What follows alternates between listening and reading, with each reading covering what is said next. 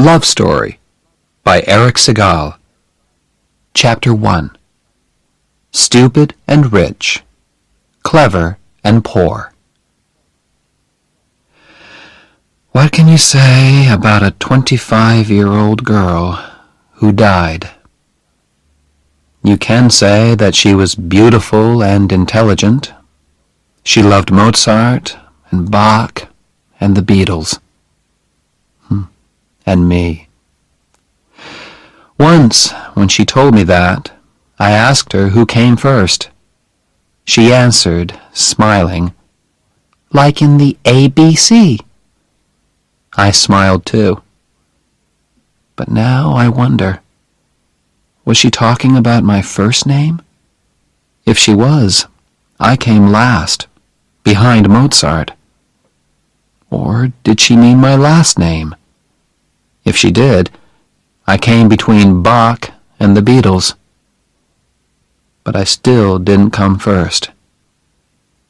That worries me terribly now. You see, I always had to be number one. Family pride, you see. In the autumn of my last year at Harvard University, I studied a lot in the Radcliffe Library. The library was quiet. Nobody knew me there, and they had the books that I needed for my studies. The day before an examination, I went over to the library desk to ask for a book. Two girls were working there. One was tall and sporty.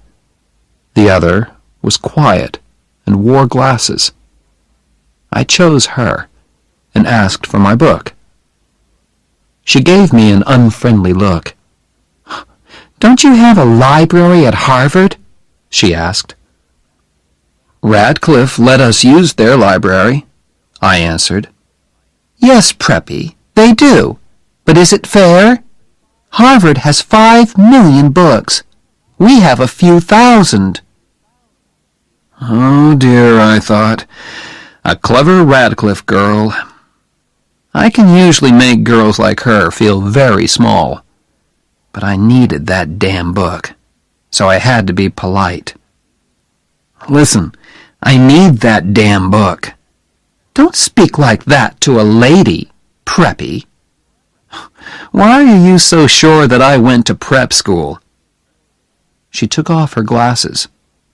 "You look stupid and rich," she said. "You're wrong," I said. "I'm actually clever and poor." "Oh, no, Preppy," she said. "I'm clever and poor." She was looking straight at me. All right, she had pretty brown eyes. And, okay, perhaps I looked rich. But I don't let anyone call me stupid.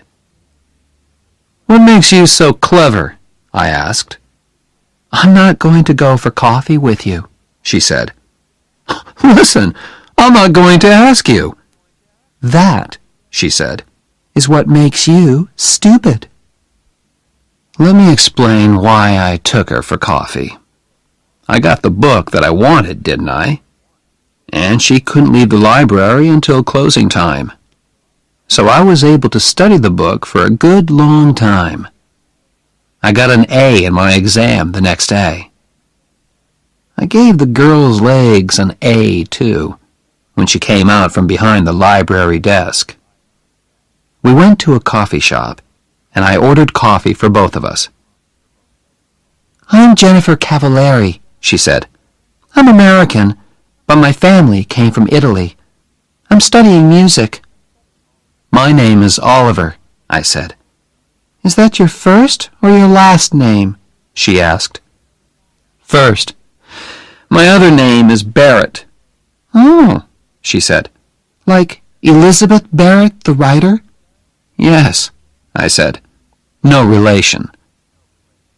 I was pleased that she hadn't said Barrett, like Barrett Hall.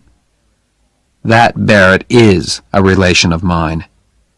Barrett Hall is a large, unlovely building at Harvard University. My great-grandfather gave it to Harvard long ago, and I am deeply ashamed of it." She was silent. She sat there, half smiling at me. I looked at her notebooks. 16th century music? I said. That sounds difficult. It's too difficult for you, preppy, she said coldly. Why was I letting her talk to me like this? Didn't she read the university magazine? Didn't she know who I was?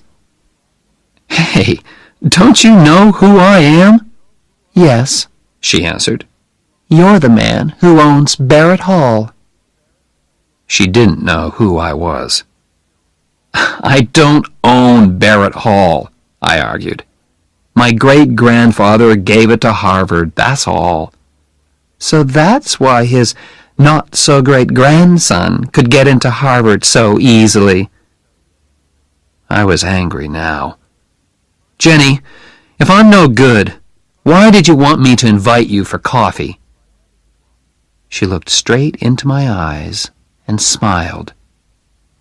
I like your body, she said.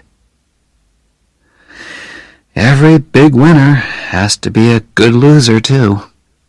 Every good Harvard man knows that.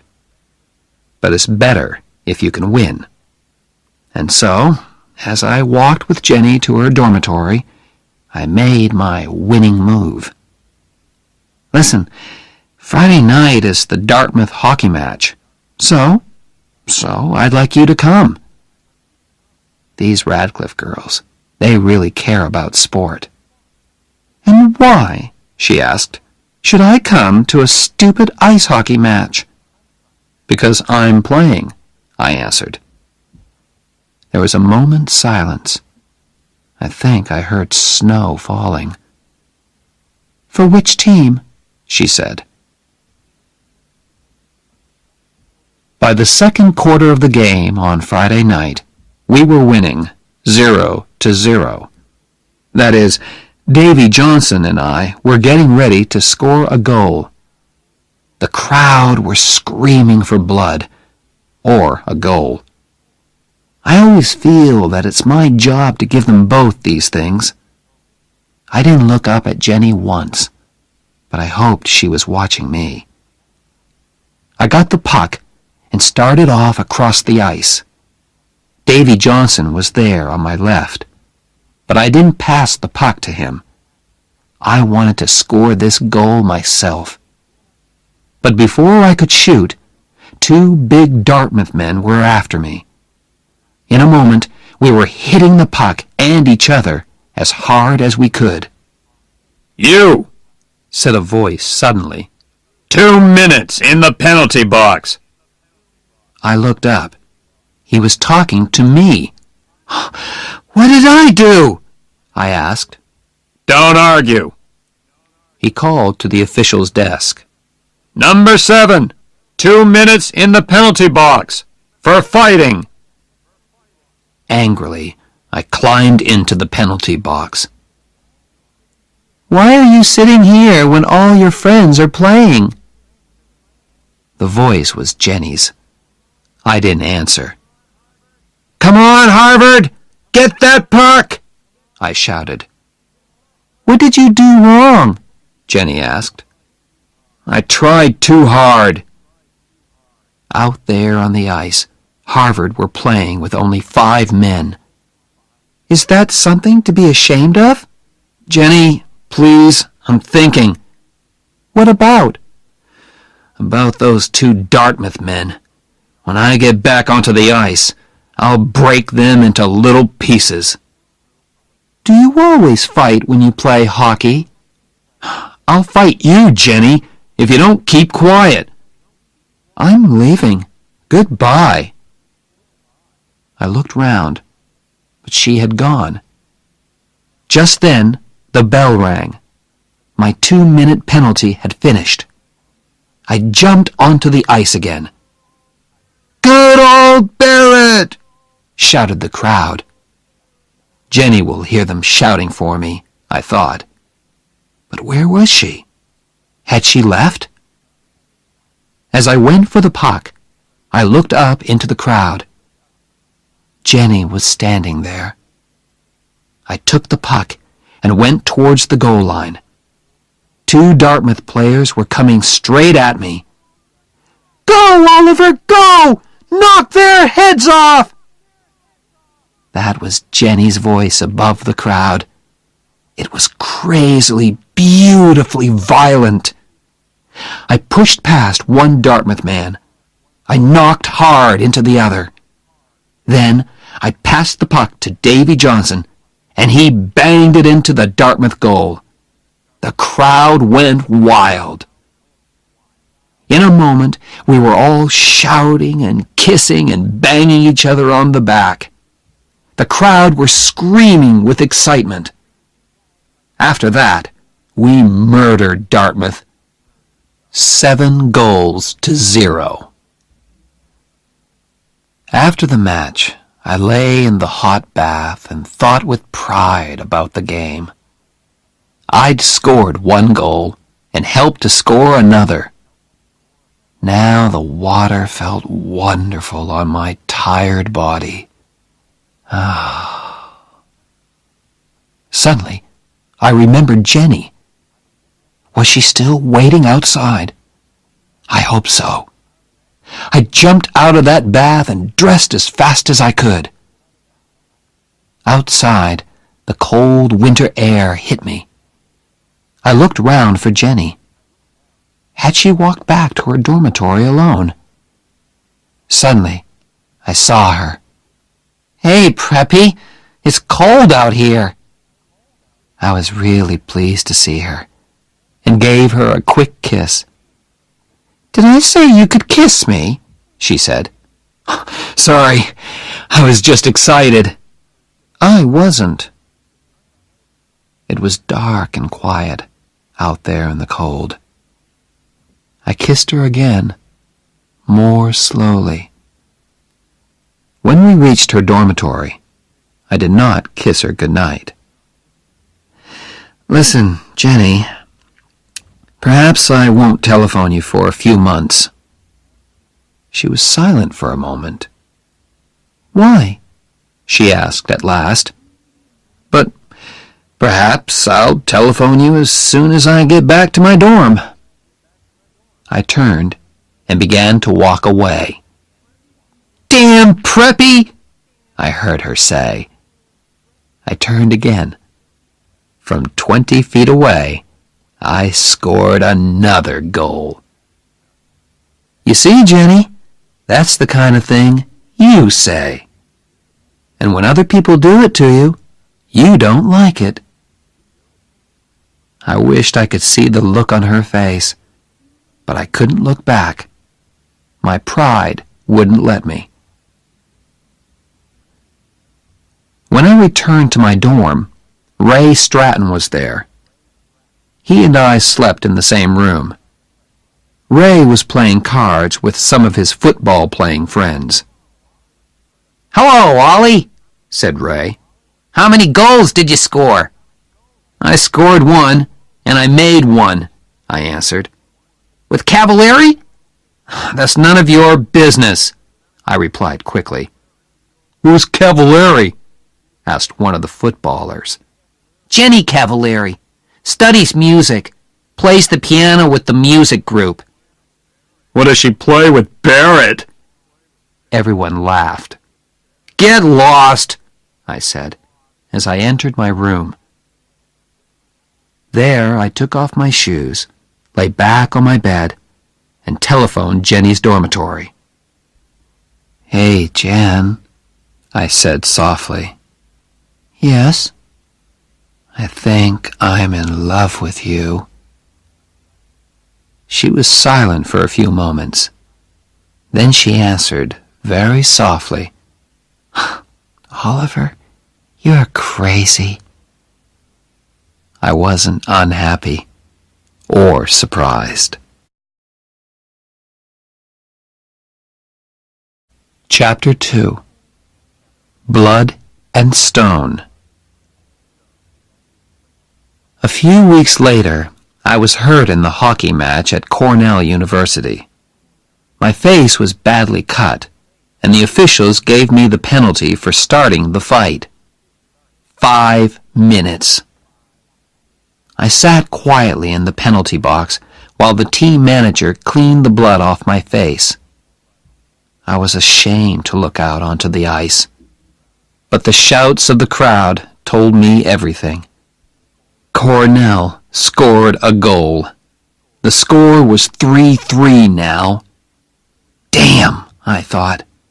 We're going to lose this match because of me. Across the ice, among the crowd, I saw him. My father.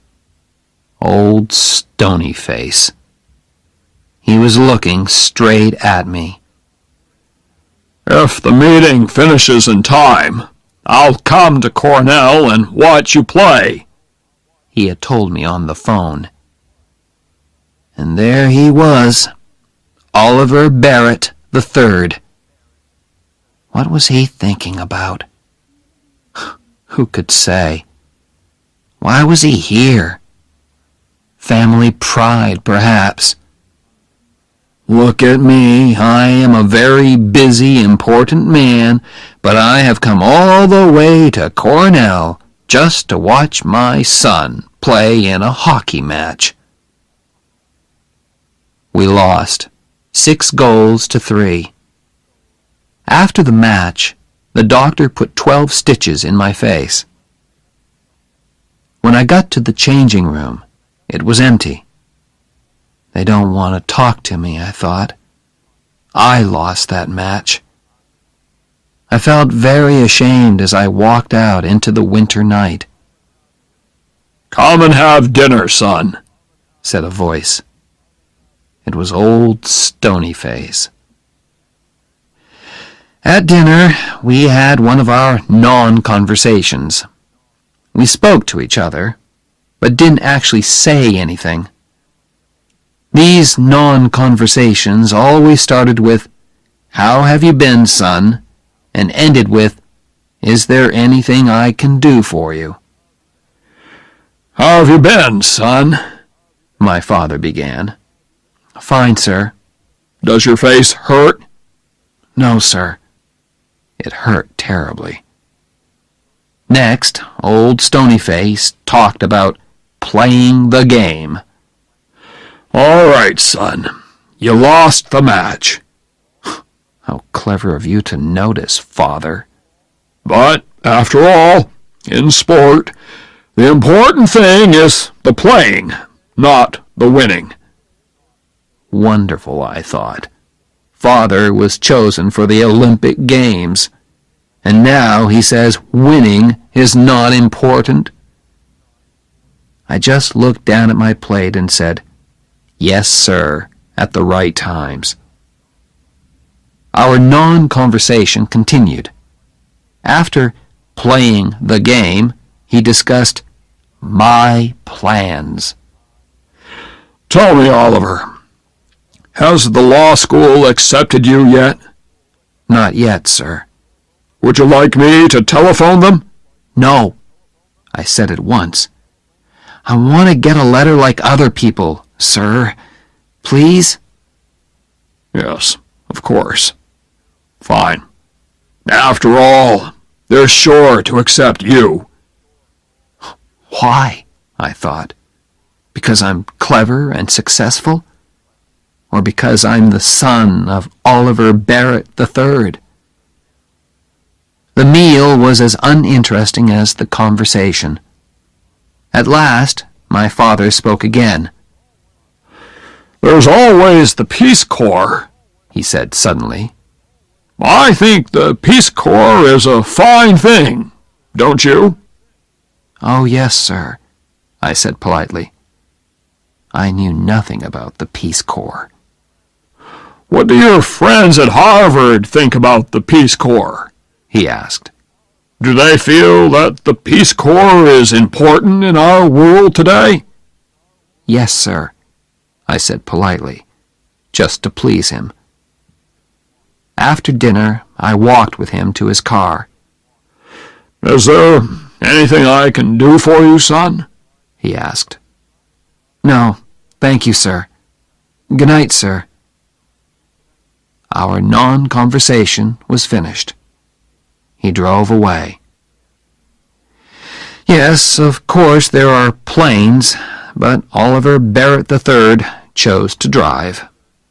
My father likes to drive. Fast. And at that time of night, in an Aston Martin DBS, you can go very fast indeed. I went to telephone Jenny. That was the only good part of the evening. I told her about the fight. She enjoyed that. Her musical friends never got into fights. "I hope you hit the man who hit you," she said. "Oh, yes." "Good. I'm sorry I couldn't be there to watch you. Perhaps you'll hit somebody in the Yale match." I smiled. Jenny really made me feel better. Back at Harvard the next day, I called at her dorm. Jenny was talking to someone on the telephone in the hall. "Yes, of course. Oh, yes, Phil. I love you too. Love and kisses. Goodbye." Who was she talking to? I had only been away 48 hours, and she had found a new boyfriend. Jenny did not seem ashamed. She kissed me lightly on the unhurt side of my face. "Hey, you look terrible." 12 stitches, Jen.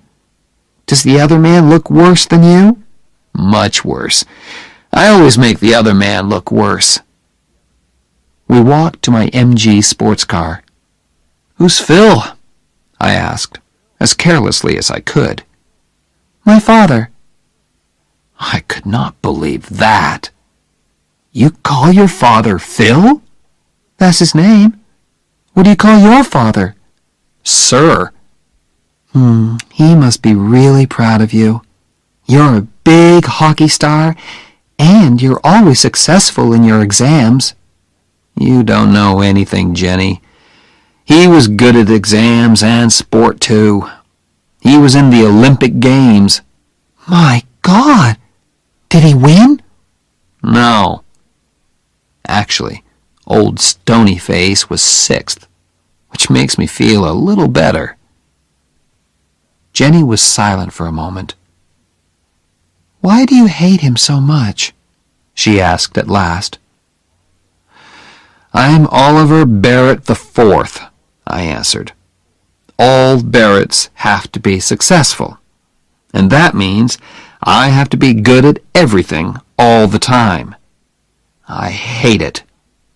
"Oh, I'm sure you do," laughed Jenny. "You hate doing well in your exams. You hate being a hockey star." "But he expects it," I said. "If I'm successful, he isn't excited or surprised. He was a big success, and he expects me to be the same." I told her about our meal and our non-conversation after the Cornell match, but she didn't understand at all. "You say your father is a busy man," she said, "but he found time to go all the way to Cornell to watch you play. How can you say these terrible things about him when he drove all that way just to watch your hockey match? He loves you, Oliver. Can't you understand?" "Forget it, Jenny," I said. She was silent for a moment. "I'm pleased you have problems with your father," she said at last. "That means you aren't perfect." "Oh, you mean you are perfect?" "Of course not, Preppy. That's why I go out with you." Jenny loved to have the last word. Chapter 3. We Belong Together. I had not yet made love to Jenny. In the 3 weeks we had been together, we had held hands. Sometimes we had kissed, but that was all. Usually I moved much faster. Ask the other girls that I'd been out with. But Jenny was special. I felt different about her, and I didn't know what to say to her. "You're going to fail your exams, Oliver."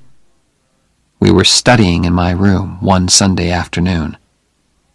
"Oliver, you'll fail your exams if you don't do some work." "I am working." "No, you aren't. You're looking at my legs." "Only once every chapter." "That book has very short chapters." "Listen, you aren't as good-looking as all that." "I know, but you think I am, don't you?" "Damn it, Jenny. How can I study when all the time I want to make love to you?" She closed her book softly and put it down. She put her arms around me. "Oliver, will you please make love to me?" It all happened at once. It was all so unhurried, soft and gentle. And I was gentle too. Was this the real Oliver Barrett IV? "Hey, Oliver, did I ever tell you that I love you?"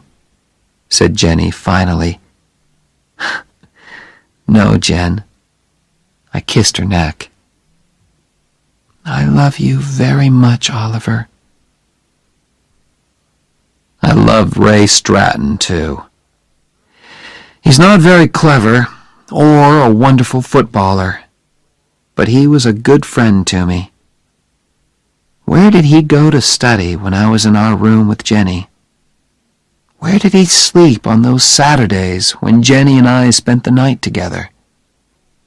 In the old days, I always told him all about my girlfriends, but I never told him about Jenny and me. "My God, Barrett, are you two sleeping together or not?" asked Ray.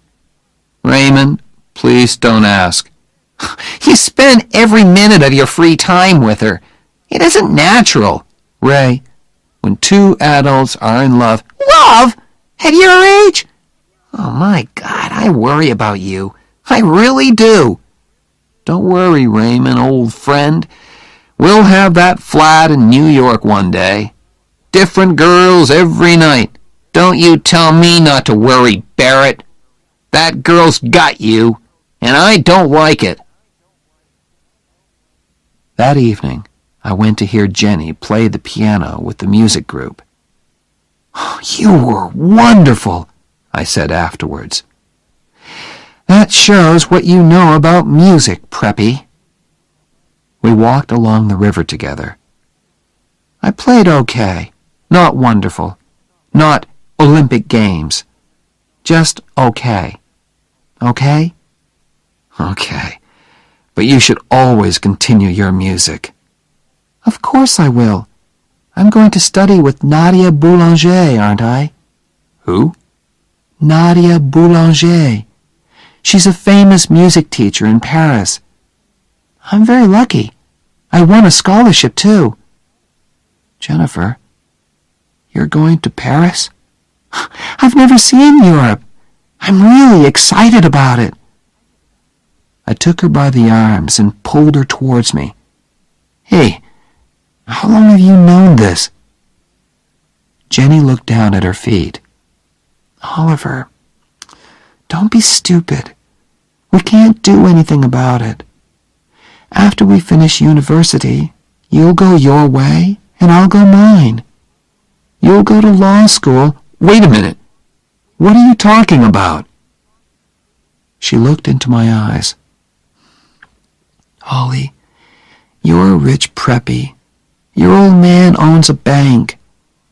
My father's a baker in Cranston, Rhode Island.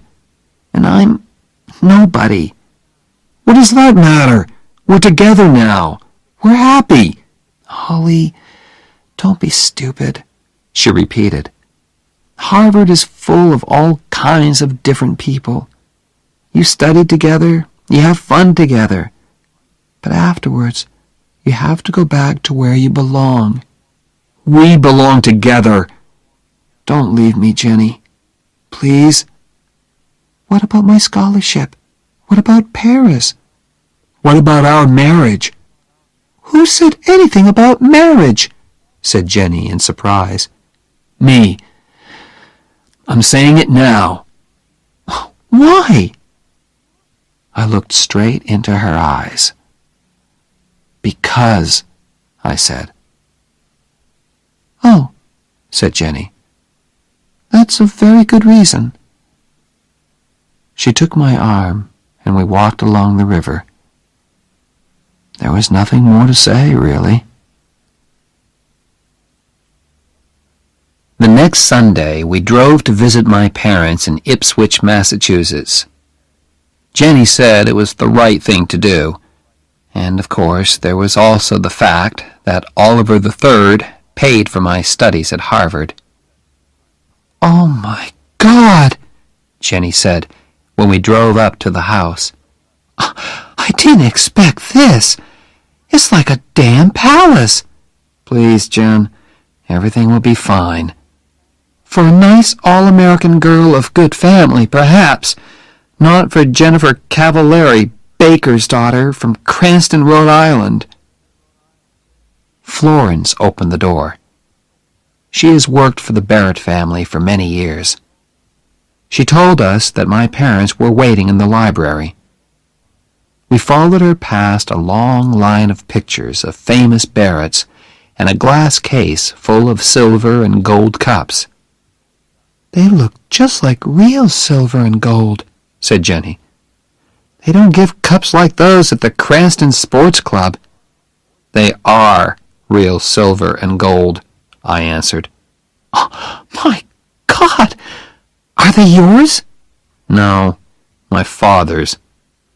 "Do you have silver and gold cups too, Oliver?" "Yes." "In a glass case, like these?"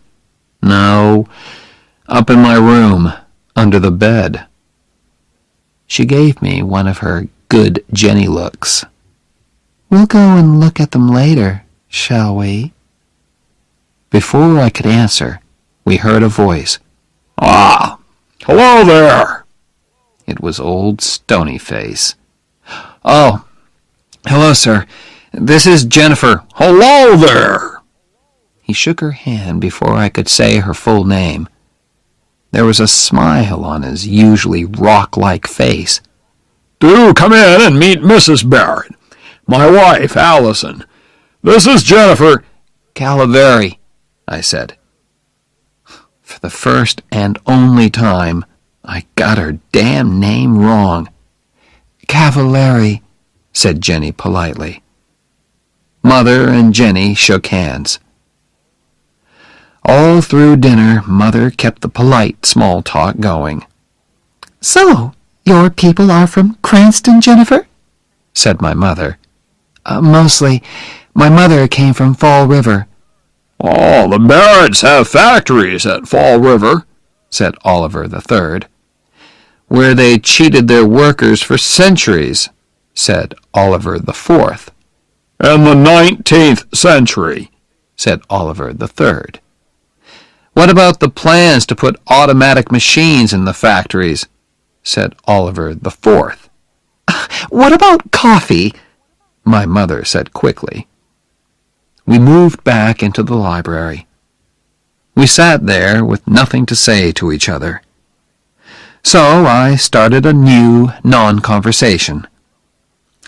"Tell me, Jennifer," I said, "what do you think about the Peace Corps?" She looked at me in surprise. "Oh, have you told them, O.B.?"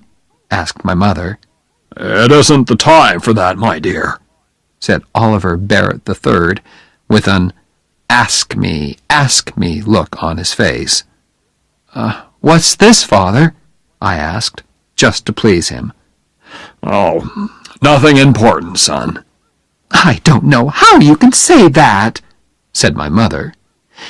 She turned to me. "Your father is going to be head of the Peace Corps." "Oh," I said. "Oh," said Jenny in a different, happier kind of voice. Well done, Mr. Barrett. She gave me a hard look. Yes. Well done, sir, I said at last. Chapter 4. Two different kinds of father. Jenny, he isn't going to be president of the USA after all. We were driving back to Harvard. You still weren't very nice to him about it, Oliver.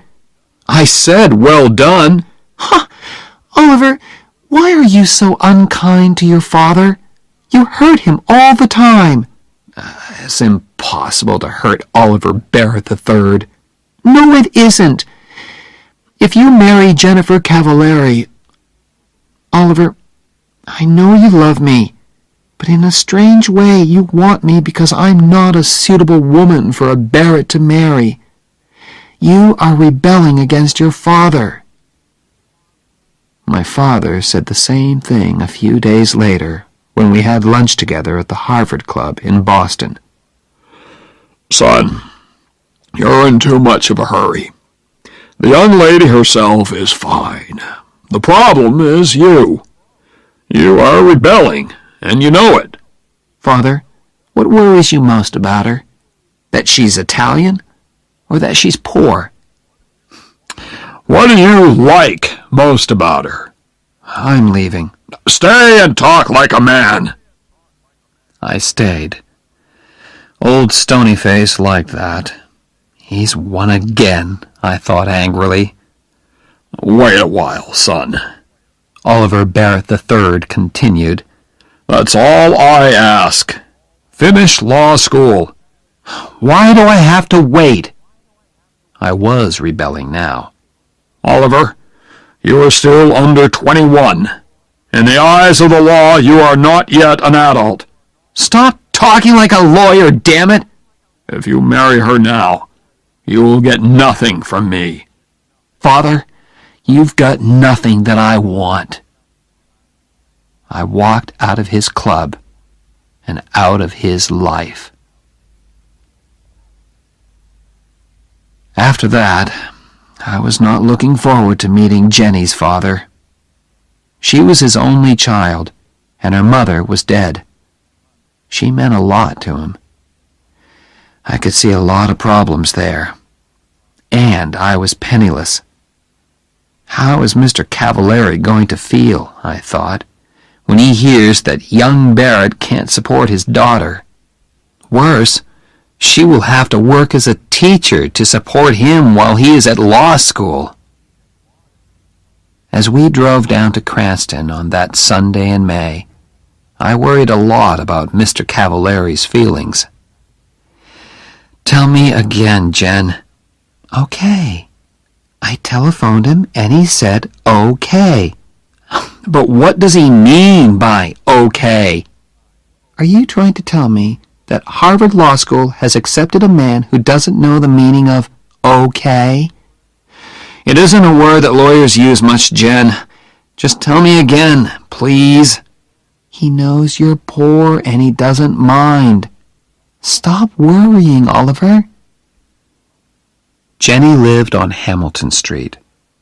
It was a long line of wooden houses with children playing in front of them and whole families sitting on their front steps. I felt like a stranger in a strange land as I parked the MG outside 189A Hamilton Street. Mr. Cavallari's handshake was warm and strong. "How do you do, sir?" I said. "I'm Phil," he said. "Phil, sir."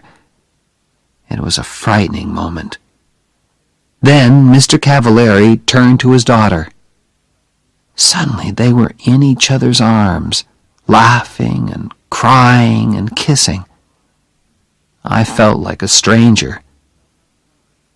For some time, I did not have to speak much. Don't speak with your mouth full, my family had told me when I was a child. Phil and his daughter kept my mouth full all afternoon. I don't know how many Italian cakes I ate.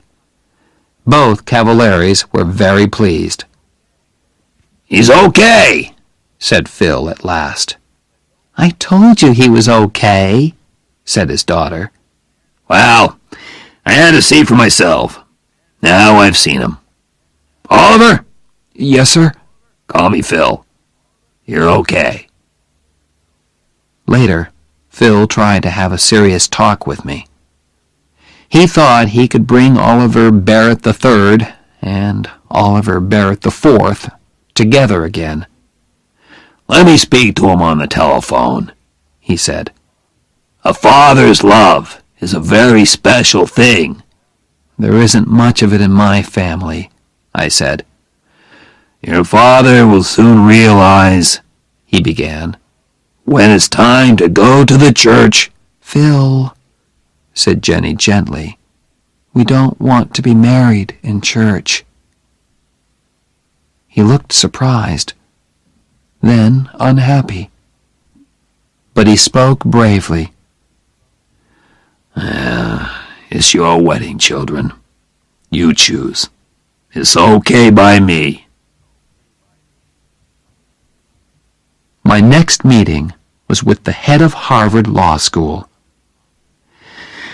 "I'll need a scholarship for next year, sir," I said politely. "A scholarship? I don't understand. Your father—" "My father has nothing to do with it, sir. We've had a disagreement, and he isn't supporting me anymore." The head took off his glasses, then put them on again. I continued. "That's why I've come here to see you, sir. I'm getting married next month. We're both going to work during the summer. Then Jenny will support us by teaching. But her teaching won't pay enough to send me to law school. Sir, I need a scholarship. I have no money in the bank." "Mr. Barrett, our scholarships are for poor people, and it's too late to ask for one.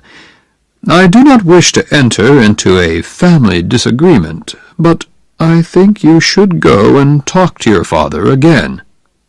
"No," I said angrily. "I am not, repeat, not going back to my father to ask for money." When Jenny graduated from university that summer, all her relations came from Cranston to watch.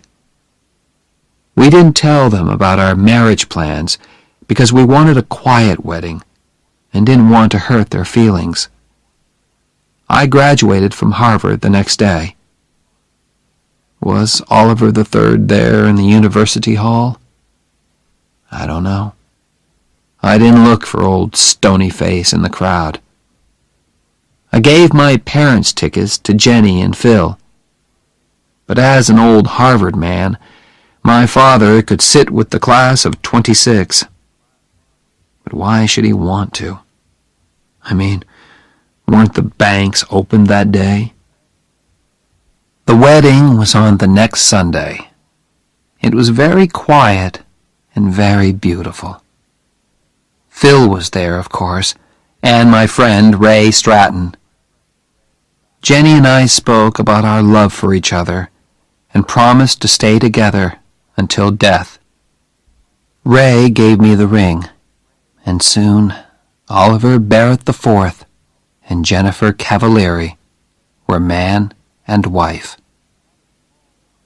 We had a small party afterwards, just the four of us. Then Ray and Phil went home, and Jenny and I were alone together. "Jenny, we're really married." "Yes.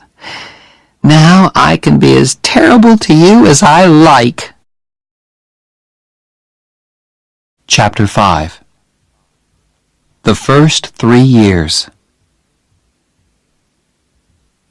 For 3 years, we had to make every dollar do the work of 2. All through the summer holidays, we worked at the boat club in Dennisport. It was hard work, but we were never too tired to be kind to each other.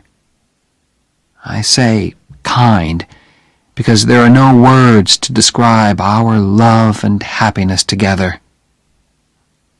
After the summer, we found a cheap flat near the university. It was on the top floor of an old house and was actually very expensive. But what could we do? There weren't many flats around. "Hey, Preppy," said Jenny when we arrived there. "Are you my husband, or aren't you?" "Of course I'm your husband." "Show me, then." My God, I thought. In the street? "Carry me into our first home." I carried her up the 5 steps to the front door.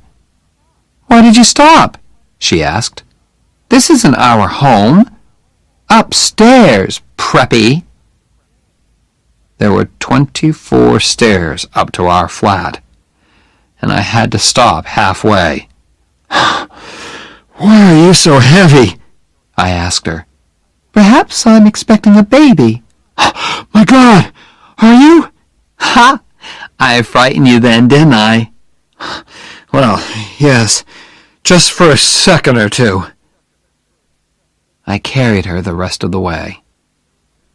There were very few moments in those days when we were not worrying about money. Very few, and very wonderful. And that moment was one of them. A food shop let us eat now, pay later, thanks to the Barrett name. But our famous name did not help us in Jenny's work. The head of the school thought we were rich. "Of course, we can't pay our teachers very much," said Miss Whitman. "But that won't worry you, Mrs. Barrett."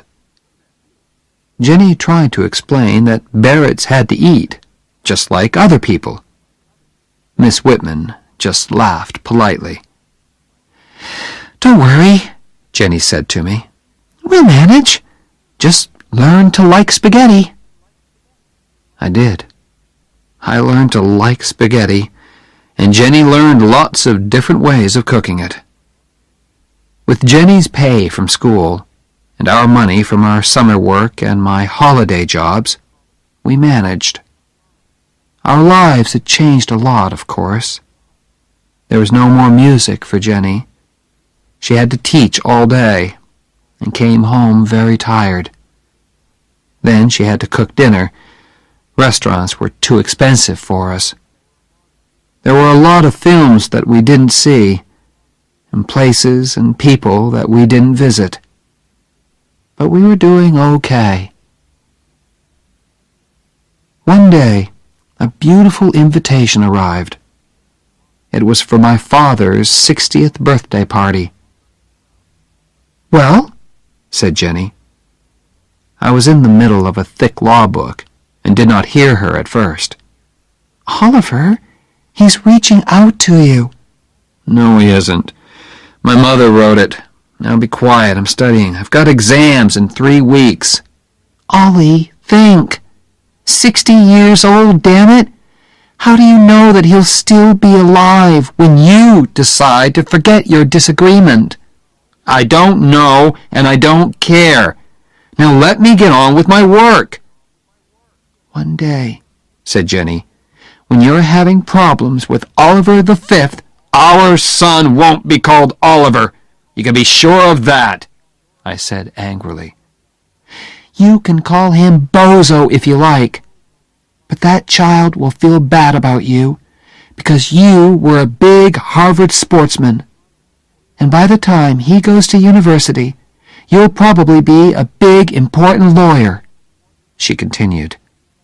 "Oliver, your father loves you in the same way as you will love Bozo. But you Barretts are so full of pride. You'll go through life thinking that you hate each other. Now, what about that invitation? Write them a nice letter of refusal." "Oliver, I can't hurt your father like that." "What's their telephone number?" I told her, and was at once deep in my law book again.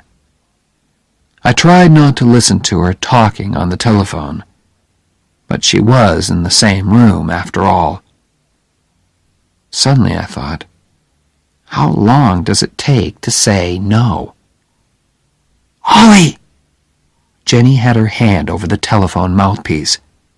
Ollie, do we have to say no? Yes, we do. And hurry up, damn it! I'm terribly sorry, she said into the telephone. She covered the mouthpiece again and turned to me. He's very unhappy, Oliver. Can you just sit there and let your father bleed? Stones don't bleed, Jen. This isn't one of your warm, loving Italian fathers. Oliver, can't you just speak to him? Speak to him? Are you crazy? She held the telephone towards me. She was trying not to cry. I will never speak to him.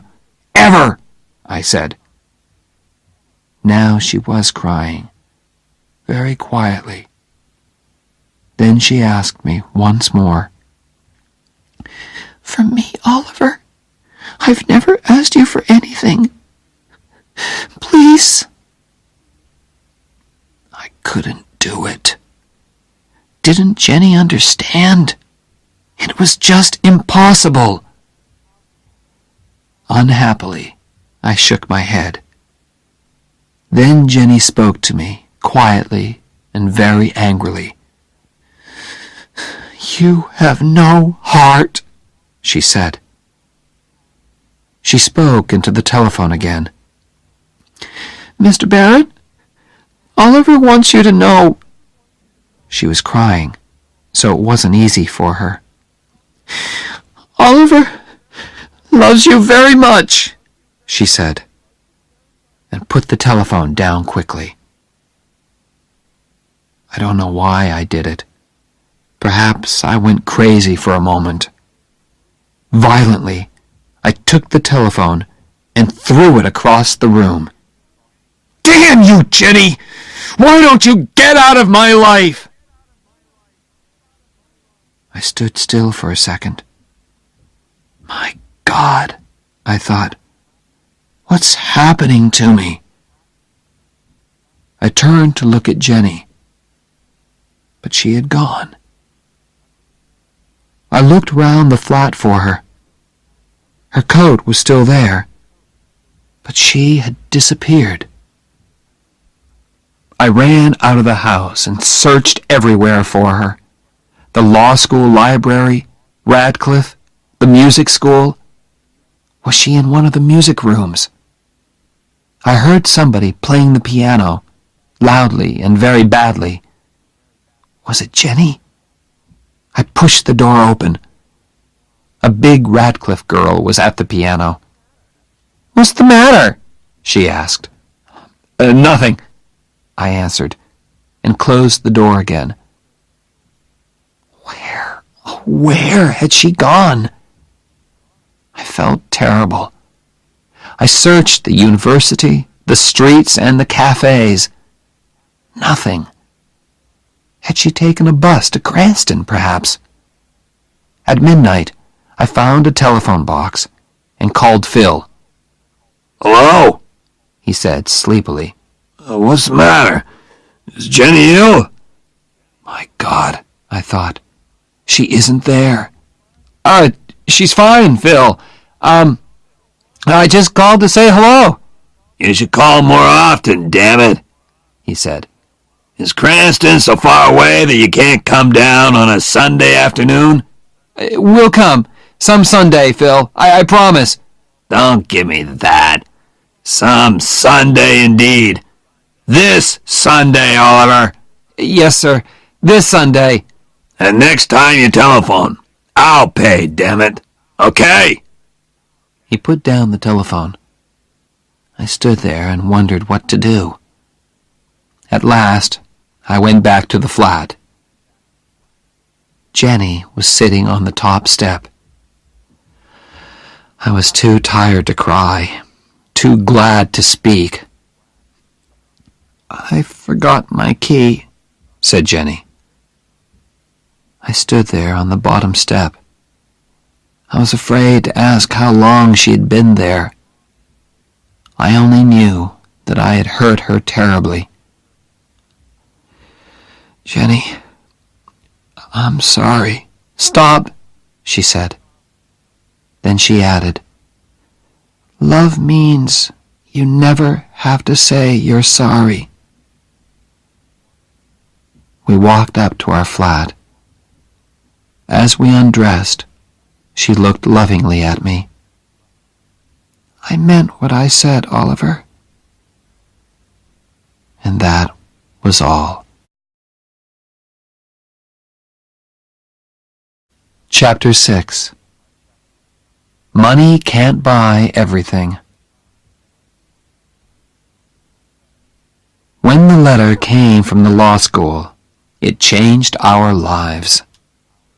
I came third in the final examinations, and suddenly everyone wanted to offer me jobs.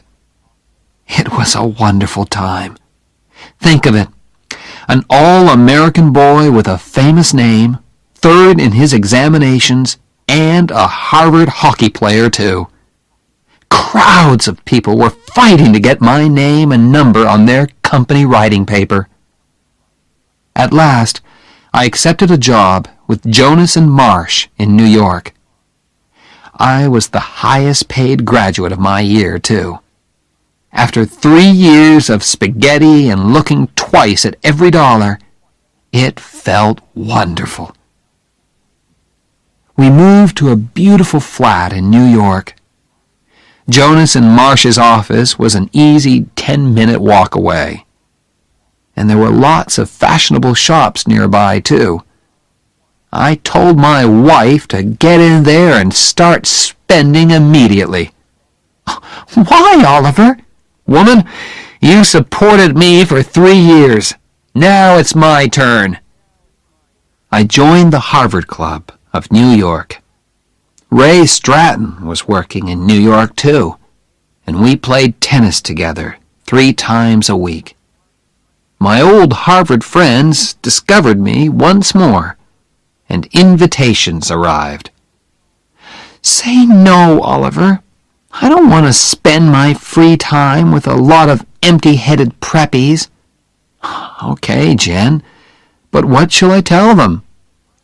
"Tell them I'm expecting a baby." "Are you?" She smiled. "No, but if we stay at home tonight, perhaps I will." We already had a name for our child. "You know," I said one evening, "I really like the name Bozo." "You honestly want to call our child Bozo?" "Yes, it's the name of a big sports star. He'll be wonderfully big and strong," I continued. "Bozo Barrett, Harvard's biggest football star." We had a name for our child, and we wanted him very much. But it's not always easy to make a baby, although we tried very hard. Finally, I became worried, and we went together to see a doctor. Dr. Shepard checked everything carefully. He took some of our blood and sent it away for examination. "We'll know soon," he said. A few days later, he telephoned me at my office and asked me to visit him on my way home that evening. "Well, doctor," I said, "which of us has the problem?" "It's Jenny," he said. "She will never have children." I was ready for this news, but it still shook me. "Well," I said, "children aren't everything." "Oliver," said Dr. Shepard, "the problem is more serious than that. Jenny is very ill. She has a blood disease. It is destroying her blood, and we can't stop it. She is dying, Oliver. I am very sorry." "That's impossible, Doctor," I said. I waited for the doctor to tell me that it was not true. Kindly and patiently he explained again, and at last I understood the terrible words. "Have you spoken to Jenny, Doctor? What did you tell her?" "I told her that you were both all right. For the moment, it's better that way." I wanted to shout and scream at the unfairness of it all. Jenny was 24, and she was dying. "What can I do to help, Doctor?" I asked at last. "Just be natural," he said. Natural. I began to think about God. At first I hated him. Then, next morning I woke up, and Jenny was there beside me. Still there. I was ashamed. Thank you, God, I thought. Thank you for letting me wake up and see Jennifer. Be natural, the doctor had said. I did my best, and all the time I was living with my terrible secret.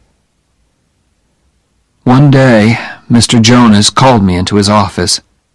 "Oliver, I have an important job for you. How soon can you go to Chicago? You can take one of the younger men with you." One of the younger men? I was the youngest man in the office. I understood the message.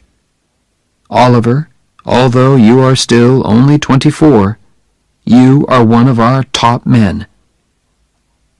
"Thank you, sir," I said, "but I can't leave New York just now." I had decided not to tell anyone about my troubles. I wanted to keep my secret as long as possible. I could see that old man Jonas was unhappy about my refusal. On the way home that day, I saw a notice in a travel shop window. "Fly to Paris." Suddenly, I remembered Jenny's words.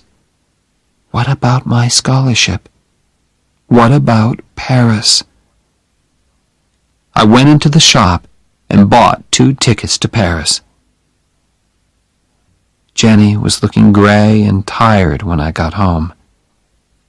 When I showed her the tickets, she shook her head. "Oliver," she said gently, "I don't want Paris. I just want you. And I want time, which you can't give me." Now I looked in her eyes and saw the sadness in them. We sat there silently, holding each other. Then Jenny explained. "I was feeling terrible. I went back to the doctor, and he told me, I'm dying."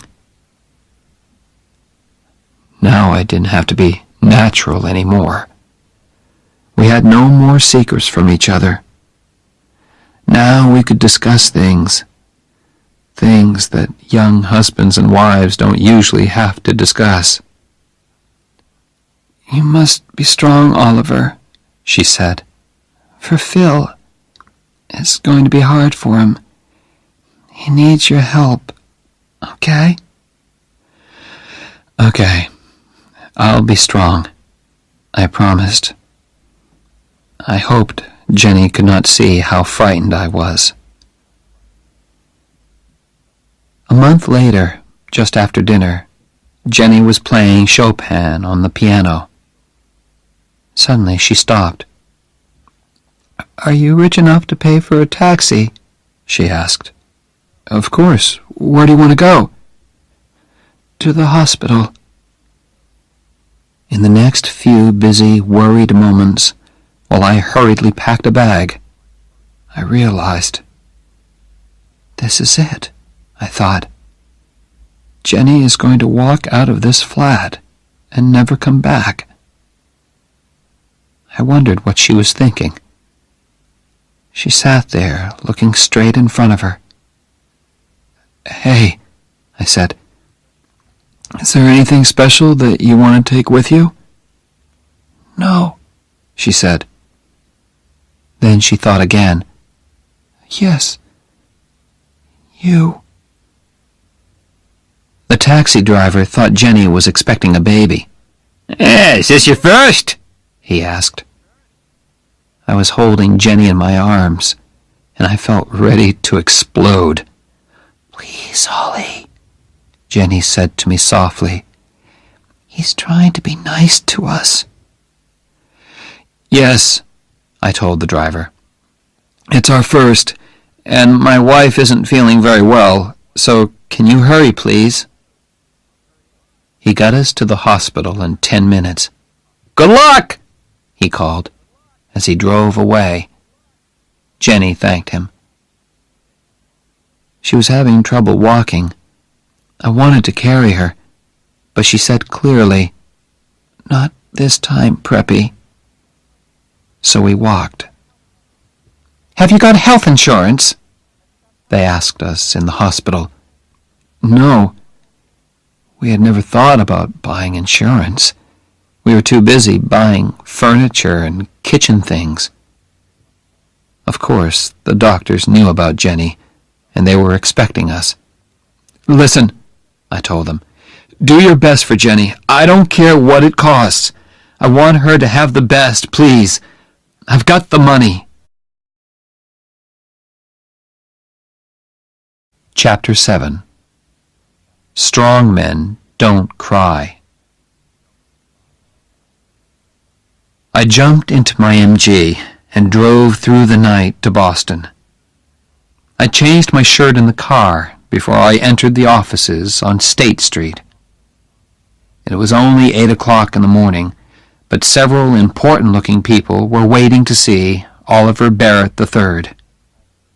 His secretary recognized me and spoke my name into the telephone. My father did not say, "Show him in." Instead, the door opened, and he came out to meet me. "Oliver," he said. His hair was a little grayer, and his face had lost some of its color. "Come in, son," he said. I walked into his office and sat down opposite him. For a moment, we looked at each other. Then he looked away, and so did I. I looked at the things on his desk, the scissors, the pen holder, the letter opener, the photos of my mother and me. "How have you been, son?" he asked. "Very well, sir. Father, I need to borrow $5,000. He looked hard at me. "May I know the reason?" he said at last. "I can't tell you, Father. Just lend me the money, please." I felt that he didn't want to refuse or argue with me. He wanted to give me the money, but he also wanted to talk. "Don't they pay you at Jonas and Marsh?" "Yes, sir." So he knows where I work, I thought. He probably knows how much they pay me, too. "And doesn't Jennifer teach, too?" Well, I thought, he doesn't know everything. Please leave Jennifer out of this, Father. This is a personal matter. A very important personal matter. "Have you got a girl into trouble?" he asked quietly. "Yes," I lied. "That's it. Now give me the money. Please." I think he knew that I was lying, but I don't think he wanted to know my real reason for wanting the money. He was asking because he wanted to talk. He took out his checkbook and opened it slowly. Not to hurt me, I'm sure, but to give himself time. Time to find things to say. Things that would not hurt the two of us. He finished writing the check, took it out of the checkbook, and held it out towards me. When I did not reach out my hand to take it, he pulled back his hand and placed the check on his desk. He looked at me again. "Here it is, son," the look on his face seemed to say. But still he did not speak. I did not want to leave either, but I couldn't think of anything painless to say. And we couldn't sit there, wanting to talk but unable to look at each other. I picked up the check and put it carefully into my shirt pocket. I got up and went towards the door. I wanted to thank my father for seeing me when several important people were waiting outside his office. If I want, I thought, he will send his visitors away, just to be with me. I wanted to thank him for that, but the words refused to come. I stood there with the door half open, and at last I managed to look at him and say, "Thank you, Father." Then I had to tell Phil Cavallari. He did not cry or say anything. He quietly closed his house in Cranston and came to live in our flat. We all have ways of living with our troubles.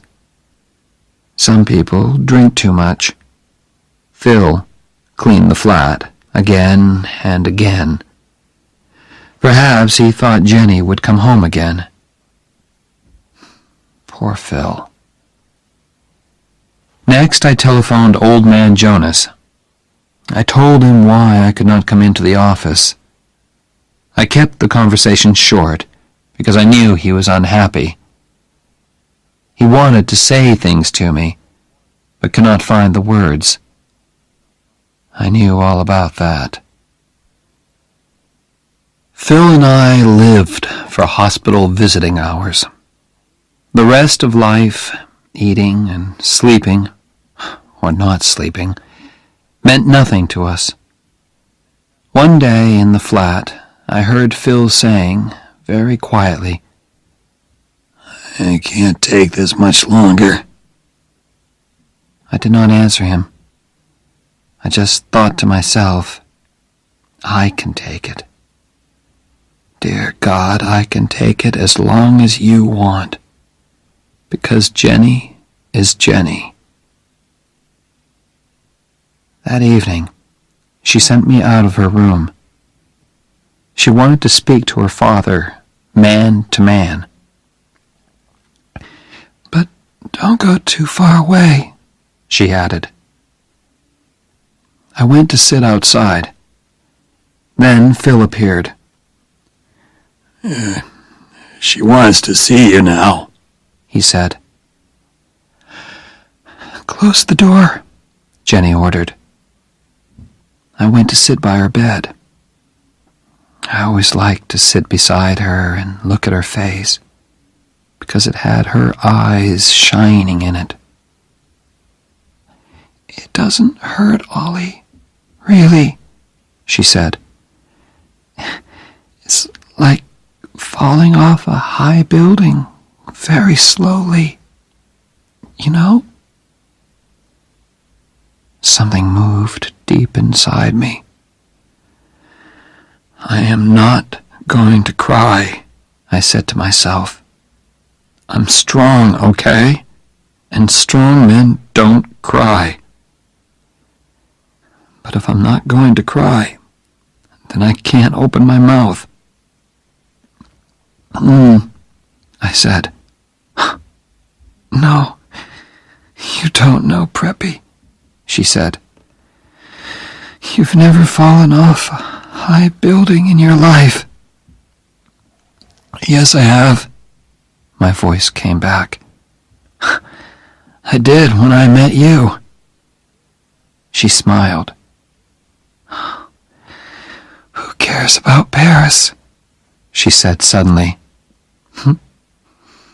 Paris, music, all that.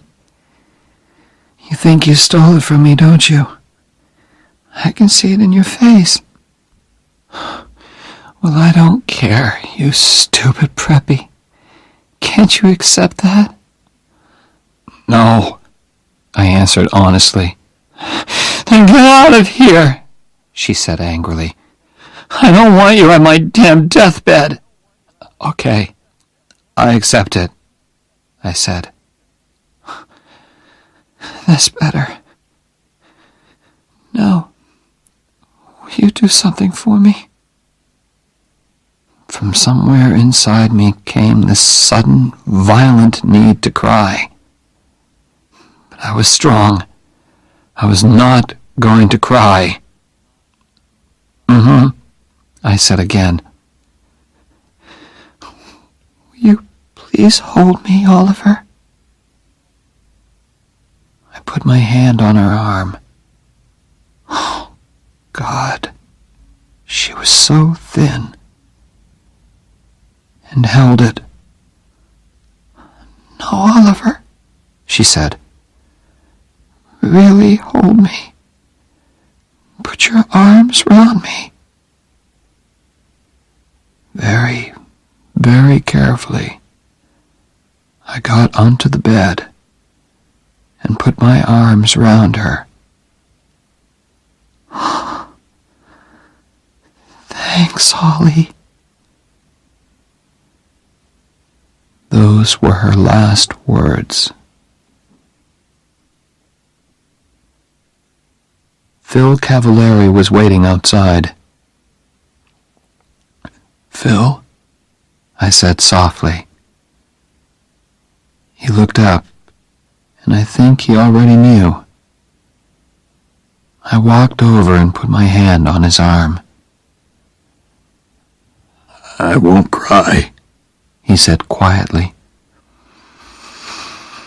I'm gonna be strong for you. I promise, Jenny. He touched my hand very gently. But I had to be alone, to feel the night air, to take a walk, perhaps. Downstairs, the entrance hall of the hospital was very calm and quiet. The only noise was the sound of my footsteps on the hard floor. Oliver! It was my father. Except for the woman at the desk. We were all alone there. I could not speak to him. I went straight towards the door. But in a moment he was out there, standing beside me. Oliver, he said. Why didn't you tell me? It was very cold. That was good, because I wanted to feel something. My father continued to speak to me, while I stood still and felt the cold wind on my face. I heard this evening. I jumped into the car at once. I was not wearing a coat. The cold was starting to make me ache. Good. Good. Oliver, said my father.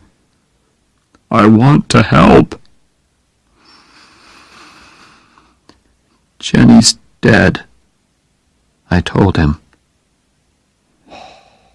I'm sorry, he said very softly. I don't know why I did it, but I repeated Jenny's words from long ago. Love means you never have to say you're sorry. Then I did something which I had never done in front of him before. My father put his arms round me